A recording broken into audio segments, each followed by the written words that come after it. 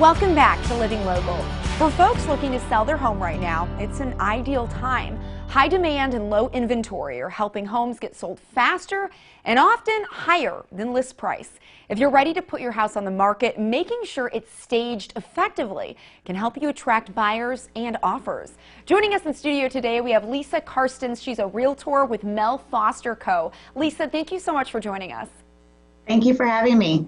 So first of all, why is staging a home so important in the selling process?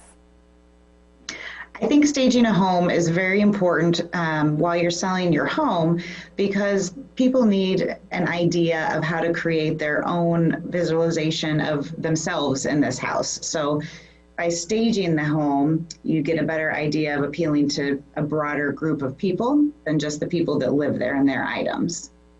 And let's start with the outside of the home first. How can I create curb appeal to make sure people don't just drive by without taking a closer look? I think the most important thing on the outside is to make sure that the outside is decluttered. We talk about the inside a lot, but the outside front porch, driveways, curbside, make sure that is all clear of any kind of clutter.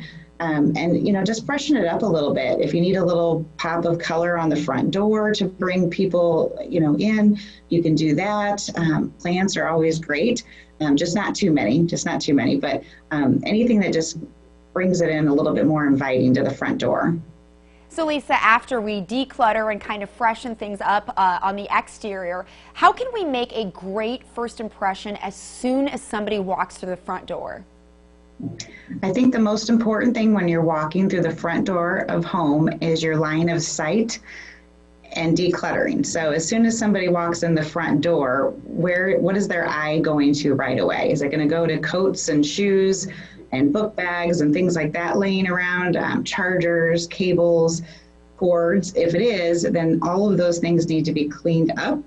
And so then this way you can really make sure that the public that's coming through your home is seeing a very clean slate and not all those extra things.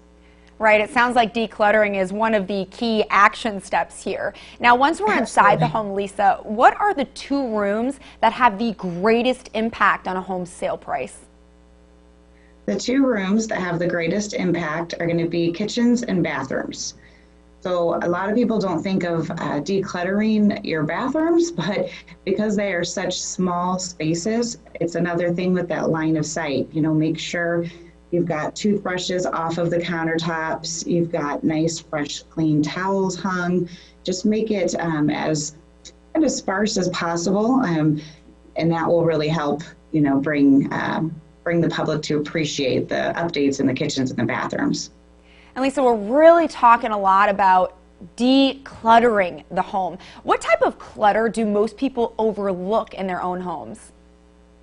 A lot of times they overlook their own personal belongings. So we talked about earlier, like shoes, coats, purses, handbags, all of those kinds of things that you live with on a daily basis. So you're not thinking of necessarily putting those away, but those are the things you want to look for. And like we mentioned before, chargers, phone chargers, extension cords, all of those kinds of things really need to be picked up because they can just, draw an eye to the wrong spot, and that's not what you want. You want it as clean as possible so people can appreciate the home. Yeah, those are some great reminders, Lisa. I think especially with the phone chargers, our keys, our purses, they almost become fixtures in our homes. We don't even know that they're there. So it's so important to remind folks, okay, put that in a drawer away from sight. Now, with more people working from home or doing schoolwork at home, what can sellers do when staging if they don't really have a dedicated space?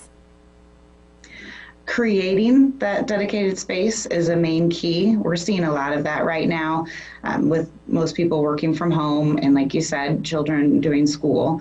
So with the children, make a little spot maybe in their rooms and just make a little corner where everything is kind of collectively organized in one spot. And same with the adults in the home. If they're working from home and the kitchen counter is their workspace, just make sure for the showings that it's all kind of packed up and neatly organized to the side. I mean, you do still live there and you have to work in that home, so people do understand that, but keeping it organized is the main key.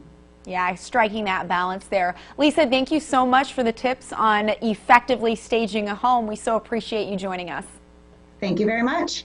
If you would like some more information, you can visit lisakarstens.com. We'll also have those details posted on ourquadcities.com.